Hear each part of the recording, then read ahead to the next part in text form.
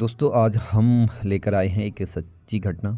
एक ऐसा घर जहां घर की जगह नफरत ने जन्म लिया। एक पिता जो अपनी बेटी को पाल पोस कर बड़ा किया, लेकिन वही बेटियां अब बन गई उसकी मौत की वजह। ये कहानी है उत्तर प्रदेश के मुजफ्फरनगर जिले की, जहां 23 फरवरी 2026 की सुबह एक खून से लथपथ शव ने पूरे इलाके को हिलाकर रख दिया।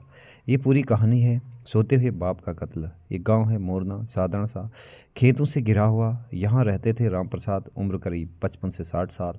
एक मेहनती किसान थे, दलित परिवार से थे। 2 बेटे थे और 2 बेटियां थी, और पत्नी। बाहरी दुनिया से देखने में सब ठीक था, लेकिन घर के अंदर एक तूफान पनप रहा था। राम प्रसाद अपनी बेटियों पर बहुत सख्त थे। बड़ी बेटी कोमल, उम्र 32 साल, अभी तक उसकी शादी नहीं हुई थी।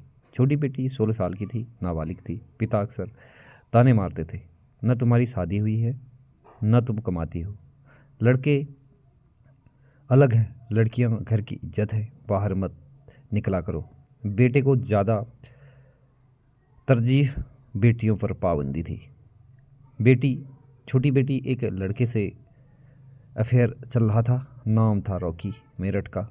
पिता को पता चला तो रोक टोक और बढ़ गई थी। ये सब सालों से चल रहा था, लेकिन अब वह नफरत में बदल गई थी। इतनी नफरत बढ़ चुकी थी कि बेटियों के मन में खौफनाक ख्याल आ गया था। कुछ दिनों से दोनों बहनें प्लान कर रही थी कि अपने पापा को कैसे मारा जाए। अब बस और नहीं सहा जाता। उन्होंने फैसला कर लिया, पिता को मारना है, लेकिन कैसे? पूरे परिवार को सोने दिया ताकि कोई बाधा ना आए। छोटी बेटी ने अपनी प्रेमी रॉकी से कई घंटों बात की। रॉकी ने 20 नींद की गोलियां उपलब्ध कराई। वारदात से पहले दोनों बहनों ने रॉकी से घंटों बात की, प्लान बनाया। रविवार रात 22-23 फरवरी 2026 रात का खाना बनाया गया। खीर में नींद की गोलियां मिला दी गई। माँ भाई सब ने खाया और सभी गहरी नींद में सो गए। रामप्रसाद भी चारपाई पर सो गए, घर के मुख्य द्वार के पास। रात गहराई, चारों तरफ सन्नाटा था। दोनों बहनें चुपके से उठी। एक ने रसोई से चाकू उठाया। छोटी बहन ने पिता के पैर जोर से पकड़ दिए ताकि पिता हिल न सके। बड़ी बहन कोमल ने चाकू से गले पर वार किया। 1-2 कई वार कर दिए। गला रेत दिया, कंधे, पेट पर भी चाकू के घाव। खून बहता रहा, रामप्रसाद की चीख भी नहीं निकली। वारदात खत्म। दोनों ने खून से सने कपड़े और चाकू भूसे के ढेर में छिपा दिए, फिर चुपचाप सो गई। सुबह हुई, रामप्रसाद का शव खून से लथपथ मिला। परिजनों ने बदमाशों का शक जताया। पुलिस आई। भोपा क्षेत्र की टीम, एसपी ने जांच शुरू की।